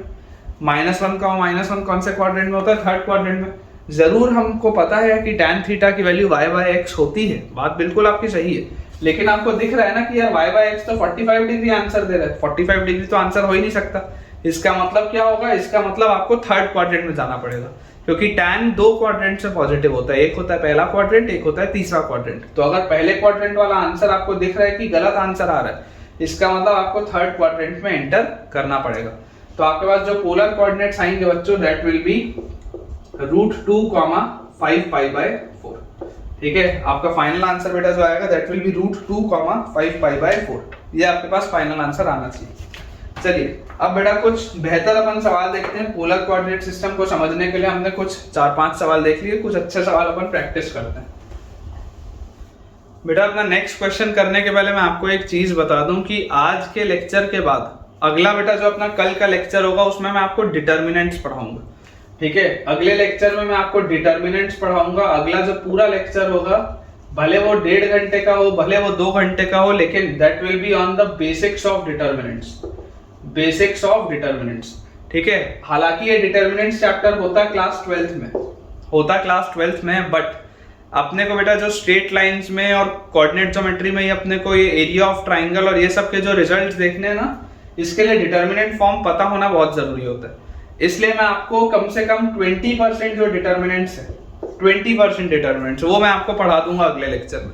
अगले पूरे लेक्चर में 20% अपन डिटर्मिनेंट्स पढ़ लेंगे। भले फिर क्लास 12th में जब हम पहुंचेंगे और मुझे जब तब कराना होगा मैं वापस करा दूंगा, कोई दिक्कत नहीं, लेकिन 20% बेटा डिटर्मिनेंट्स मैं आपको पढ़ाऊंगा ही पढ़ाऊंगा, क्योंकि उसके बिना आपको आगे का कोऑर्डिनेट ज्योमेट्री समझने में प्रॉब्लम आएगी। कई सारे रिजल्ट्स डिटर्मिनेंट के फॉर्म में लिखे होते हैं जो हमको पता होने चाहिए। ठीक है, तो आज का लेक्चर हम क्वेश्चन प्रैक्टिस अप करेंगे थोड़ा सा, और उसके बाद फिर जो हमारा नेक्स्ट लेक्चर होगा that will B basics of determinants for coordinate geometry, basics of determinants for coordinate geometry. ठीक है, ताकि आपको बेसिक्स का आइडिया हो जाए और फिर कोऑर्डिनेट ज्योमेट्री में हम उसके आगे एरिया ऑफ ट्राइंगल, फिर जो भी अपने और रिजल्ट्स हैं, फिर स्ट्रेट लाइन में रिजल्ट्स हैं, वो सारी अपन चीजें करेंगे। ठीक है, ये चीज बेटा आप ध्यान रखिएगा कि अगला लेक्चर अपना जो होगा that will B basics of determinants for coordinate geometry है। चलिए सवाल देखते हैं बेटा। अपने पास क्वेश्चन लिखा हुआ है, सवाल अपने पास लिखा हुआ है कि the distance between the points, the distance between the points, the distance between the points t1 cube, comma √2t1, t1 cube, comma √2t1 and t2 cube, comma minus √2t2, t2 cube, comma minus √2t2 if t1 and t2 are the roots of, if t1 and t2 are the roots of, if t1 and t2 are the roots of x square minus 2√2x, x square minus 2√2x plus 1 is equal to 0। ठीक है, ये अपने पास बेटा सवाल लिखा हुआ है कि the distance between the points, ये दोनों पॉइंट्स के बीच का आपको सिंपल सी बात है डिस्टेंस पूछा जा रहा है। अगर इसके रूट्स हैं t1 एंड t2, तो देखिए इस इक्वेशन से बच्चों हम क्या लिख सकते हैं, इस इक्वेशन से जो हम सबसे पहली बात समझ सकते हैं कि if t1 and t2 are the roots, if t1 and t2 are the roots, तो sum of roots क्या आ जाएगा, sum of roots will be minus b by a, मतलब कि 2√2, और प्रोडक्ट ऑफ रूट्स क्या आ जाएगा, product of roots will be c by a, that is 1। ये बात तो आती है अपने को समझ में। अब अगर बेटा मुझे डिस्टेंस पूछा जा रहा है, डिस्टेंस दोनों के बीच का, तो दोनों के बीच का डिस्टेंस क्या होगा, दोनों के बीच के डिस्टेंस के लिए आप ऐसा करते हैं, पहले अपन निकाल लेते हैं d स्क्वायर। ठीक है, अपन d स्क्वायर निकाल लेते हैं, लास्ट स्टेप में अपन बेटा रूट ले लेंगे, तो d square will be t1 cube minus t2 cube का whole square, t1 cube minus t2 cube का whole square plus √2t1 minus √2t2। देखो √2t1 minus minus root 2t2 का होल स्क्वायर, यही आएगा अपने पास। ठीक है, तो यार यहां से अपने पास क्या आ गया, D square is equal to A cube minus B cube. क्या होता है, A cube minus B cube होता है A minus B into A square plus A B plus B square, ये होता है। और इसका भी बेटा होल स्क्वायर लगा हुआ था तो आप यहाँ पर स्क्वायर लगा दो, और प्लस रूट 2 का स्क्वायर आप बाहर लोगे तो 2 आ जाएगा, और अंदर आपके पास लिखा है t1 प्लस t2 का स्क्वायर। ये अपने पास बेटा चीज लिखी। यहां से बेटा आपको देखो एक चीज पता है कि D square is equal to t1 minus t2 का होल स्क्वायर क्या होता है, मैंने आपको लास्ट लेक्चर में बताया था, एक बार दोबारा बता देता हूं कि t1 माइनस t2 का होल स्क्वायर, इसको आप लिख सकते हैं t1 प्लस t2 का whole square minus 4t1 t2। देखिए ध्यान से, t1 माइनस t2 का होल स्क्वायर को बेटा आप क्या लिख सकते हैं, t1 प्लस t2 का whole square minus 4t1 t2, क्योंकि यहाँ पर t1 square plus t2 square plus 2t1 t2 minus 4t1 t2 balance हो जाएगा। ठीक है, तो this can be written as t1 minus t2 का whole square can be written as t1 plus t2 का whole square minus 4t1 t2 minus 4t1 t2, और ये पूरी चीज मल्टीप्लाई हो रही है। देखो t1 square plus t2 square, तो t1 square plus t2 square होता है t1 प्लस t2 का whole square, t1 square plus t2 square होता है t1 प्लस t2 का whole square minus 2t1 t2 और प्लस t1 t2, तो minus t1 t2, और इसका होल स्क्वायर भी लिखा है। देख लो आप इसको अगर एक्सपैंड करोगे तो क्या आएगा, t1 square t2 square plus 2t1 t2 minus t1 t2, तो t1 t2 आएगा, वो यहाँ लिखा है, इसका स्क्वायर लिखा है। ठीक है, बेसिक अलजेब्रा है बेटा, क्लास 8th 9th का अलजेब्रा मैं कर रहा हूँ, plus twice of t1 plus t2 का होल स्क्वायर। आप देख सकते हैं इस पूरे रिलेशन को मैंने उन चीजों में बदल दिया है जो चीजें मुझे पता है, जो मुझे नहीं पता था वो मैंने हटा दिए। तो यहाँ से डी स्क्वायर का वैल्यू मेरे पास आ गया t1 प्लस t2 का whole square, t1 plus t2 का whole square will be 8 minus 4 into t1 t2 is 1। ठीक है, t1 प्लस t2 का whole square is 8 minus 4 t1 t2, ये पहले ब्रैकेट में मल्टीप्लाइड बाय दूसरे ब्रैकेट में t1 प्लस t2 का होल स्क्वायर अगेन 8 और माइनस t1 t2 इज 1, इसका square plus twice of t1 plus t2 का स्क्वायर इज 2 रूट 2 का स्क्वायर इज 8। तो यार यहां से अपने पास क्या आ गया, D square is equal to 8 minus 4 is 4 into 8 minus 1 is 7, 7 का square is 49 plus 2 into 8 is 16, ये आ जाएगा अपने पास। तो यार यहाँ से आप बेटा अगर देखेंगे ध्यान से तो आपको यहाँ पर देखो क्या चीज आते हुए दिख रही है कि यार अगर मैं थोड़ा सा ध्यान से सोचूं, मुझे स्क्वायर भी करना है, उसका रूट भी लेना है, तो आप इसको लिख लो 4 इंटू 49 प्लस 16 को लिख लो 4 इंटू 4, तो this will B 4 into 49 plus 4 is 53, ऐसा आप लिख सकते हैं। और ये है डी स्क्वायर, तो यार डी की वैल्यू ना 2 रूट 53 आ रही है मेरे हिसाब से, देख लो आप ध्यान से, डी की वैल्यू बच्चों मेरे हिसाब से तो 2 रूट 53 आ रही है। एक बार चेक कर लेते हैं इसका आंसर, क्योंकि अनाप शनाप सा आंसर आए तो डर लगता है। ठीक है बेटा, चलिए अगला सवाल देखते हैं। अगला सवाल बेटा अपने पास लिखा हुआ है, नेक्स्ट क्वेश्चन अपने को दिया, let triangle ABC have vertices, let triangle ABC have vertices A 3,4,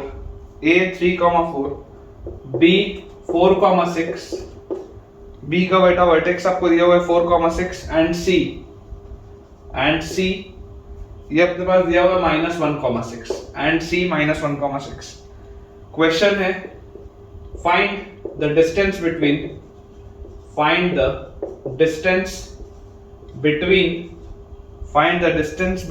orthocenter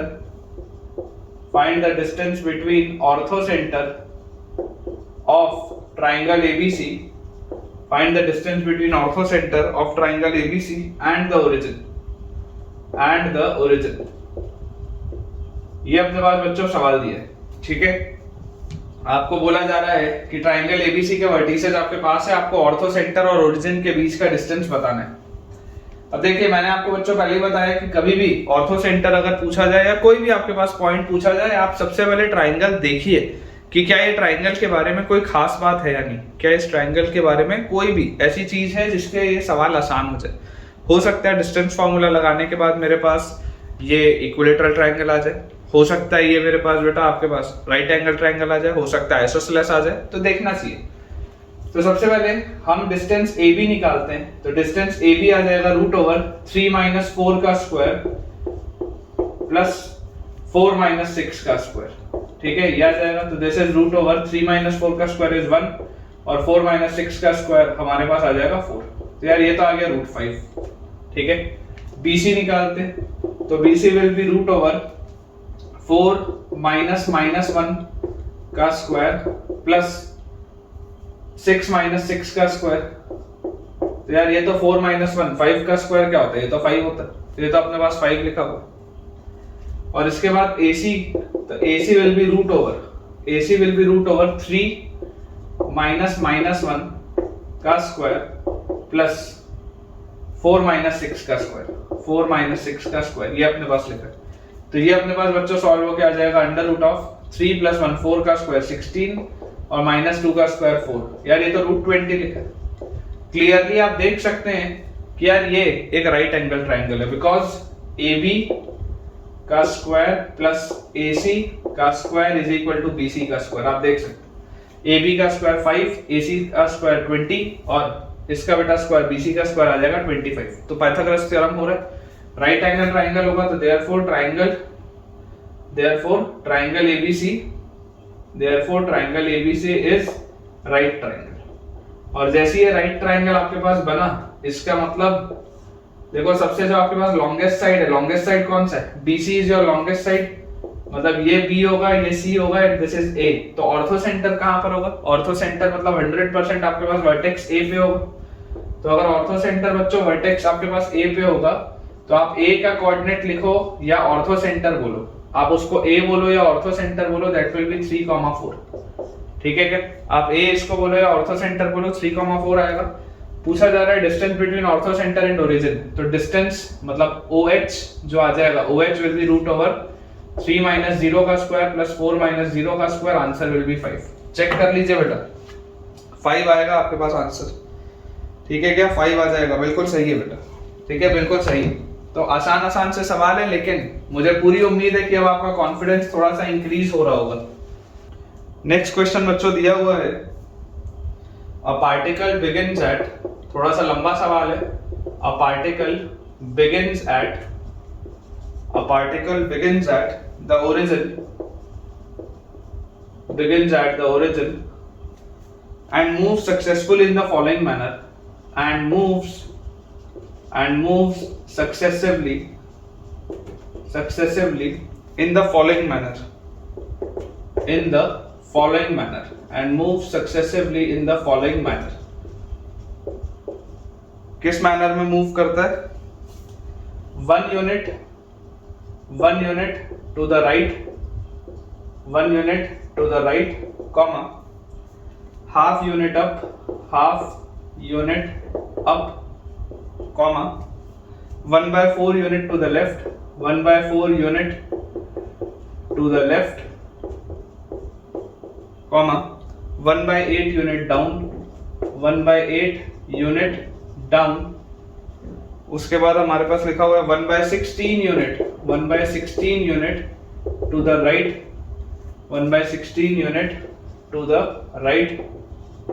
ठीक है, पैटर्न चल रहा है, देख सकते हैं आप। 1/32 unit up, 1/32 unit up, etcetera.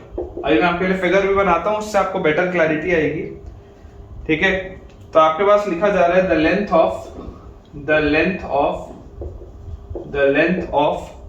each move is half the length of the previous move। each move is half the length of the previous move, the length of each move is half the length of the previous move। जो आपको दिखाई दे ही रहा है कि हर अगला बेटा जो move हो रहा है वो आधा होते जा रहा है प्रीवियस वाले से। half the length of the previous move and movement continues indefinitely,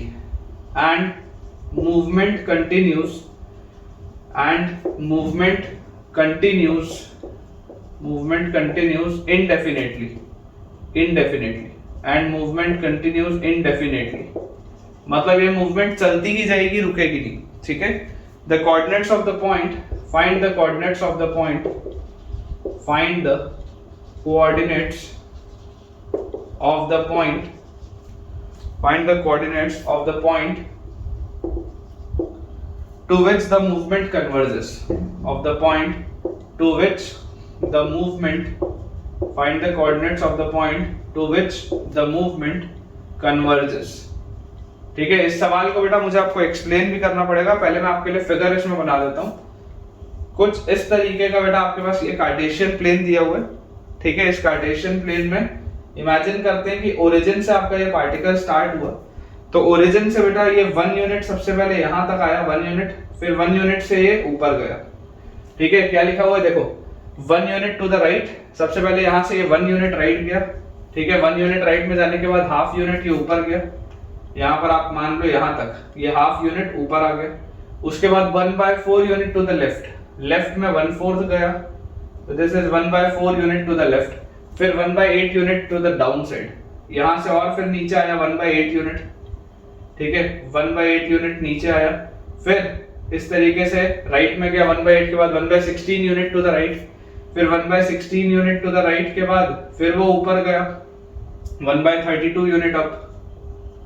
समझ पा रहे हो आप? इस तरीके से बेटा ये पार्टिकल आपका चलता जा रहा है, इस तरीके से आपके पास ये पार्टिकल चलता जा रहा है। देखिए 1 यूनिट यहाँ गया, फिर आधा ऊपर, फिर 1/4 पीछे, फिर 1/8 नीचे, फिर 1/16 आगे, फिर 1/32 ऊपर, फिर उस तरीके से इधर जाएगा तो 1/64, फिर नीचे जाएगा तो 1/128। इस तरीके से आपका ये एक पैटर्न में आपका ये पार्टिकल मूव कर रहा है ना। ये इस तरीके से यहाँ से यहाँ, फिर यहाँ नीचे, फिर राइट साइड, फिर ऊपर, इस तरीके से आपका पार्टिकल चल रहा है।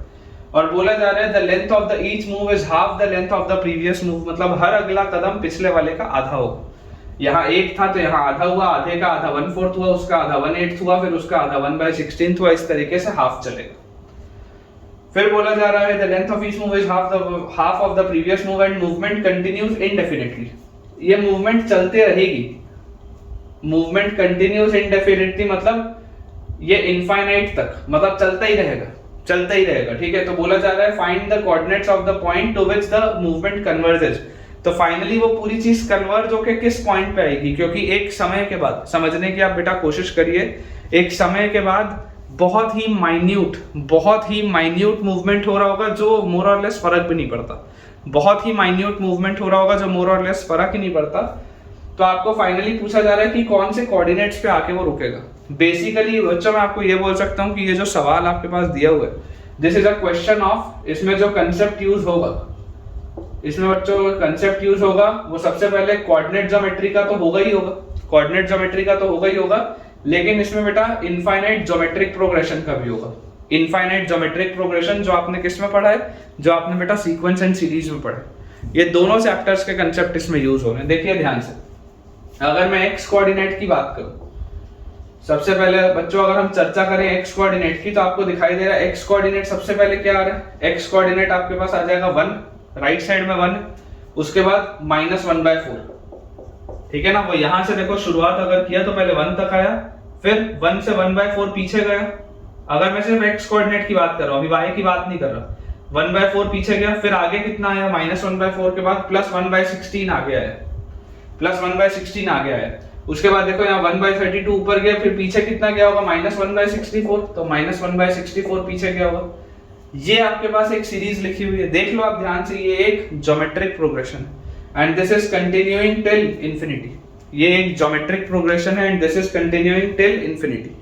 तो अगर बेटा ये आपके पास एक ज्योमेट्रिक प्रोग्रेशन दिया हुआ है तो इसका कॉमन रेशियो कितना है, -1/4 का, क्योंकि ये -1/4 ही तो मल्टीप्लाई होता जा रहा है इसमें, -1/4। तो आपके पास सम अप टू इंफिनिटी क्या होता है, ज्योमेट्रिक प्रोग्रेशन का सम अप टू इंफिनिटी होता है a/1 - r। r क्या है, common ratio, common ratio is -1/4, common ratio is -1/4। तो माइनस माइनस कैंसिल आउट हो जाएंगे और 4 + 1 5, तो यार ये चीज तो आ रही है 4/5। x कोऑर्डिनेट आपके पास क्या आ जा रहा है, 4/5। सॉल्व होके फाइनली कन्वर्ज x कोऑर्डिनेट कहां पर करेगा, तो 4/5 पे करेगा।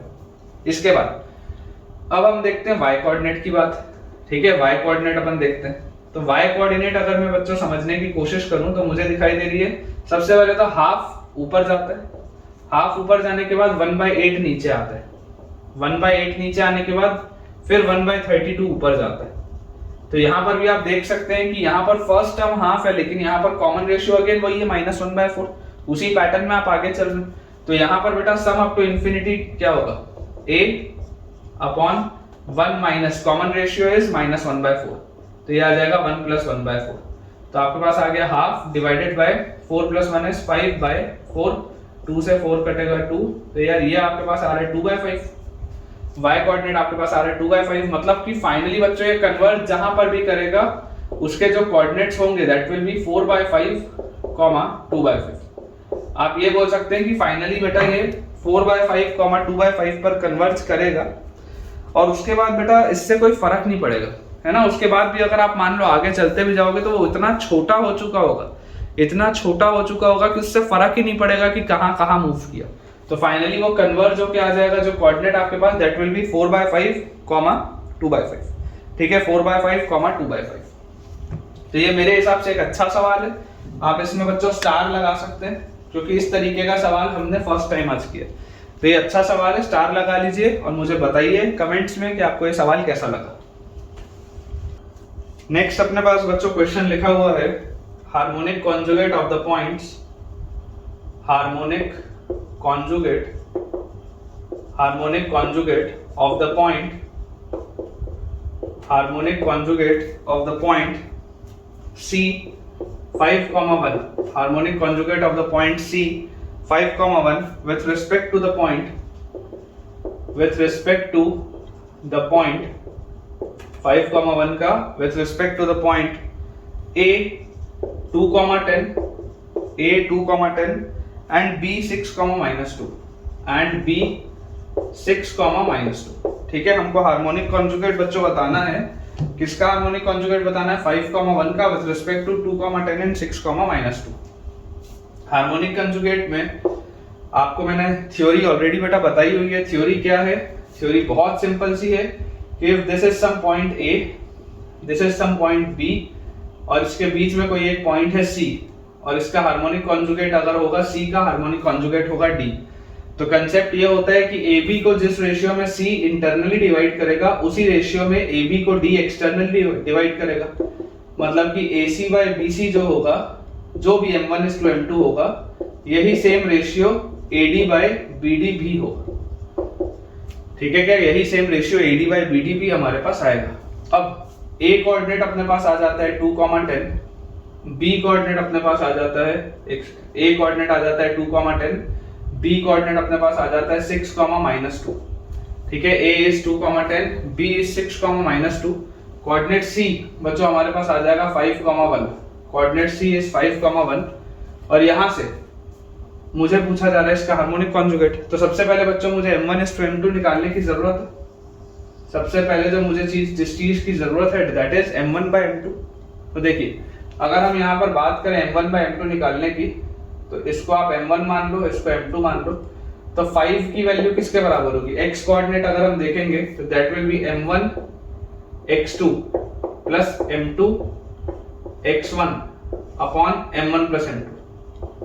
यही आएगा क्या? देखिए, M1x2 plus M2x1 by M1 plus M2 cross multiply करके अगर सॉल्व करें तो 5M1 plus 5M2 is equal to 6M1 plus 2M2।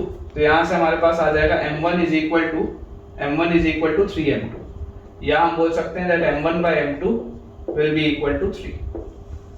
M1/M2 की वैल्यू क्या आ जाएगी? हमारे पास 3 आ जाएगी। बहुत सिंपल सी बात। तो अगर बेटा इसकी वैल्यू 3 आ रही है, इसका मतलब मुझे ये चीज क्लियरली समझ में आता है कि यार ये इसको 3:1 डिवाइड करता है इंटरनली। ठीक है ना, पॉइंट C इसको 3:1 डिवाइड करता है इंटरनली। तो अगर मुझे D के कोऑर्डिनेट्स बताने हैं तो result will be M1x2 minus M2x1 तो -1 × 2 upon M1 - M2 is 2, M1y2 minus M2y1 upon M1 - M2। तो इसको अगर बेटा हम सॉल्व कर लें तो हमारे पास आ जाएगा 3 × 6 18 - 2 16/2 is 8, ठीक है, 3 6 18 - 2 16/2 is 8, 3 × -2 is -6 और -10 -6 और -10 -16/2 is -8। यार 8, -8 आ रहा है, चेक कर लो। 8, -8 आएगा बेटा आपके पास इसका हार्मोनिक कॉन्जुगेट, बिल्कुल सही। ठीक है, बिल्कुल बेटा ये करेक्ट अपन ने सॉल्व किया है। तो हार्मोनिक कॉन्जुगेट्स तो अब आपको आराम से बन ही जाएंगे, कोई भी सवाल आएगा तो। नेक्स्ट हमारे पास बेटा क्वेश्चन लिखा हुआ है, आप स्टार लगा लेंगे। सवाल लिखा हुआ है, if in a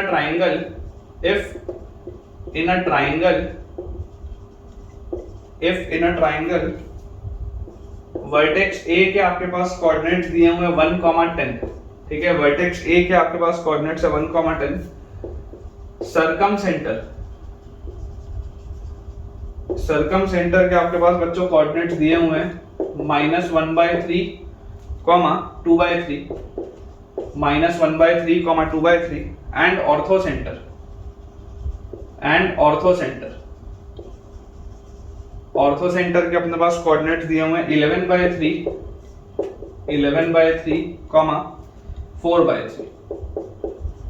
11/3, 4/3.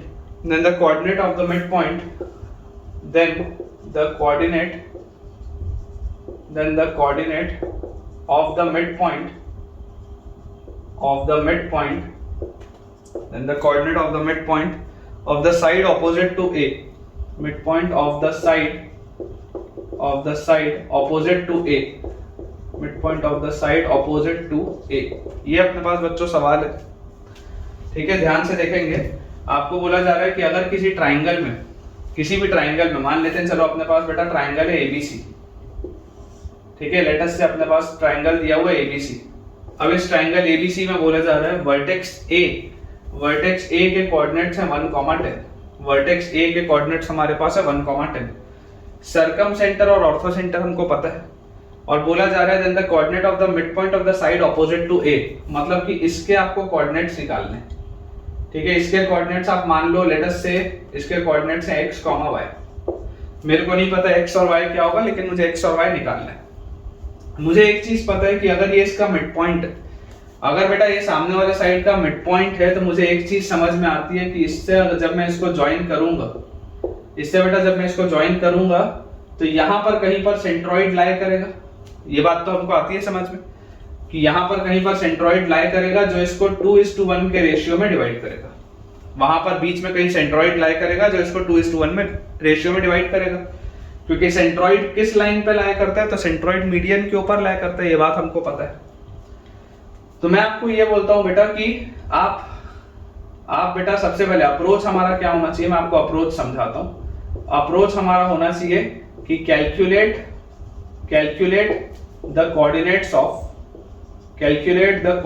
Of centroid using HGO। ये बात मैंने आपको सिखाई। Calculate the coordinates of centroid using HGO।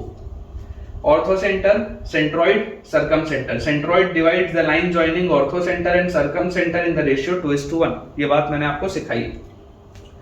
Ortho centre मुझको पता है, ठीक है, ऑर्थो सेंटर मुझको पता है, और उसके बाद सर्कम सेंटर मुझे पता है। तो देखो ऑर्थो सेंटर के अपन कोऑर्डिनेट्स लिख लेते हैं यहाँ पे, दिस इज 11/3, 4/3, और सर्कम सेंटर के बच्चों कोऑर्डिनेट्स हमारे पास लिखे हैं -1/3, 2/3। तो सेंट्रॉइड के कोऑर्डिनेट क्या आ जाएंगे, सेंट्रॉइड विल बी m1x2 मतलब -2/3 प्लस m2x1 मतलब 11/3 अपॉन m1 प्लस m2 मतलब 3। ये आएगा x कोऑर्डिनेट। y कोऑर्डिनेट आएगा m1y2 प्लस m2y1 मतलब 1 × 4/3 upon m1 plus m2 is 3। ये चीज आएगी, देख लो आप, m1 × x2, ठीक है, -2/3 plus m2 × x1 11/3 by m1 plus m2, m1y2 plus m2y1 upon m1 plus m2। तो यार 11/3 - 2/3 कितना होता है, 11/3 - 2/3 इज 9/3, 9/3 इज 3/3 इज ये 1, 2 × 2 4/3 और 4/3 8/3 और by 6 और by 3 तो 8/9, 1,8/9। सेंट्रॉइड हमारे पास आ जाएगा 1,8/9। और जैसे ही बेटा ये सेंट्रॉइड मुझे मिल गया, तो अब ये सवाल इस तरीके का कुछ हो गया, सिंपल सा सेक्शन फॉर्मूला कि वर्टेक्स ए हमको पता है दिस इज 1,10, ठीक है। उसके बाद सेंट्रॉइड बेटा हमको मिल चुका है दिस इज 1,8/9, और ये रेशियो मेरे को पता है 2:1, और ये वर्टेक्स बेटा जो भी है इसका अपने पास x, y है कोऑर्डिनेट जो अपने को निकालना है। Late us say this is point D, ये अपने को निकालना है, ठीक है। तो यार यहाँ से आपके पास क्या आ जाएगा, आप यहाँ से बेटा बोल सकते हो x coordinate 1 will be equal to m1 x2 मतलब 2x प्लस m2 x1 मतलब कि 1 upon m1 plus m2 is 3। तो यार यहाँ से आपके पास आ जाएगा 3 माइनस 1 2, x की वैल्यू 1 आ गई। ये बात तो क्लियर। सिमिलरली अगर मैं y की बात करूं तो y है मेरे पास 8/9, 8/9 is equal to m1 y2 मतलब 2y प्लस m2 y1 मतलब कि 10 upon m1 plus m2 is 3। 3 से ये 9 कटेगा, यहाँ पर आपके पास 3 आएगा। तो अब हमारे पास लिखा हुआ है 8/3 और is equal to 2y plus 10। तो यहाँ से बच्चों आप लिख सकते हैं 2y is equal to 8/3 minus 10। तो यहाँ से हमारे पास ये आ जाएगा -30 और 8 इज -22/3। 2 से ये कटेगा तो -11/3। बेटा y की वैल्यू आपके पास आएगी -11/3। आप सॉल्व कर लेंगे, y की वैल्यू आपके पास -11/3 आएगी, x की वैल्यू आपके पास 1 आएगी। Answer will be 1, -11/3। चेक कर लीजिए, आंसर विल बी 1, -11/3। ठीक है, बिल्कुल सही है बेटा, अगेन बिल्कुल सही है। ये अच्छा सवाल था, अच्छा सवाल था। इसमें आपको थोड़ी सी मेहनत लगी और ऐसे सवालों में ना बेटा मिस्टेक्स होने के चांसेस बहुत हाई होते हैं, क्योंकि ये इस तरीके का बेटा सवाल जनरली बच्चों को फंसा लेता है। कैलकुलेशन ही इतना उटपटांग सा हो जाता है कई बार कि हमसे गलती हो जाती है। आपको जरूर पता है कि अप्रोच क्या होगा, लेकिन फिर भी गलतियां हो जाती हैं। चलिए आज के लेक्चर का बेटा अपन लास्ट क्वेश्चन देखते हैं। This question is more than 1 correct, है ना, मोर देन 1 करेक्ट। एक से ज्यादा ऑप्शन सही हो सकते हैं। हमारे पास दिया हुआ है कोऑर्डिनेट्स ऑफ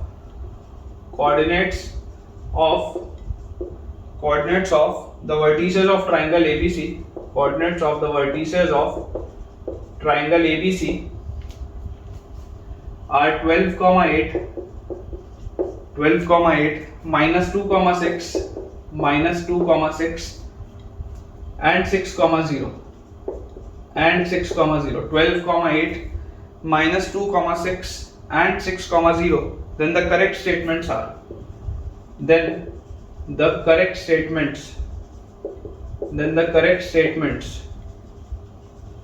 ठीक है, आपको बेटा करेक्ट स्टेटमेंट्स बताने हैं।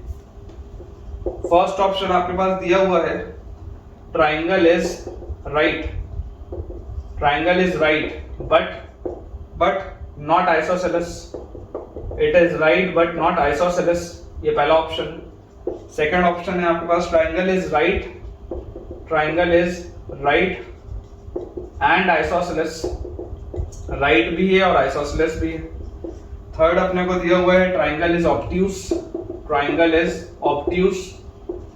और फोर्थ ऑप्शन अपने पास दिया हुआ है, the product of abscissa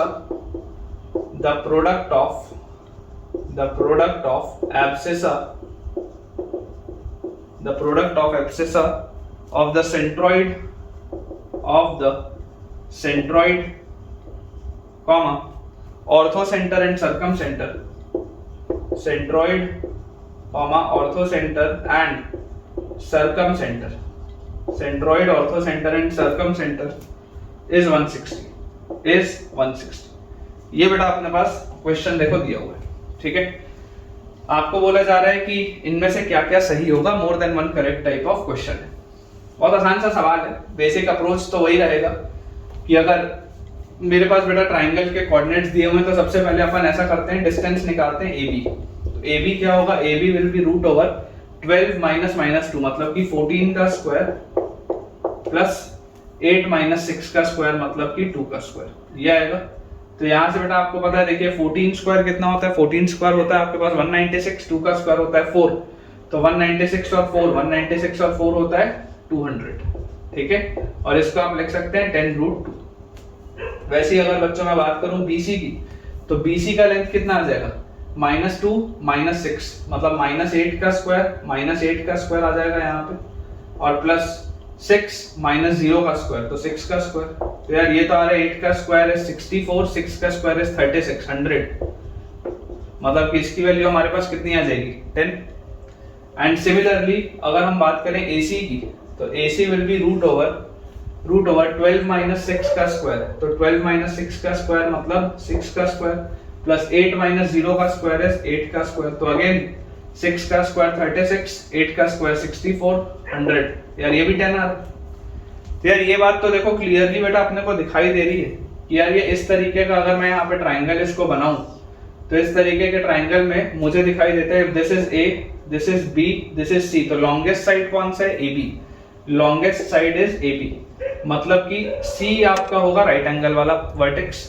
longest side आपके पास ए बी आ रहा है, सी होगा राइट एंगल वाला वर्टेक्स। दिस इज 10√2, ये 10 है, ये 10 है। क्लियरली आपको दिखाई दे रहा है it is isosceles, it is a right triangle. देख लो पाइथागोरस थ्योरम फॉलो हो रहा है इसमें। तो ये बात तो सही है कि triangle is right and isosceles, बिल्कुल करेक्ट। ऑब्ट्यूज नहीं है, ये गलत हो गया। राइट बट नॉट आइसोसेलेस, ये भी गलत हो गया। अब मुझको ये चेक करने की जरूरत है कि प्रोडक्ट ऑफ एब्सिसा, एब्सिसा क्या होता है? एब्सिसा का मतलब होता है बच्चों एक्स कोऑर्डिनेट। एब्सिसा का मतलब होता है x coordinate. Abscissa means x coordinate. तो बोला जा रहा है the product of x coordinates of centroid, ortho centre and circum centre is 160। आप मुझे जरा सोच के बताइए, यहां पर ये आपका होगा बेटा ऑर्थो सेंटर। तो ऑर्थो सेंटर का एक्स कोऑर्डिनेट क्या आ जाएगा? देखो ऑर्थो सेंटर आपके पास सी है, मतलब दिस इज 6,0, करेक्ट। आपका बेटा ये जो होगा दिस विल बी और क्या आ जाएगा? सर्कम सेंटर, क्योंकि हमको पता है राइट एंगल ट्राइंगल में हाइपोटेनियस का मिड पॉइंट सर्कम सेंटर होता है।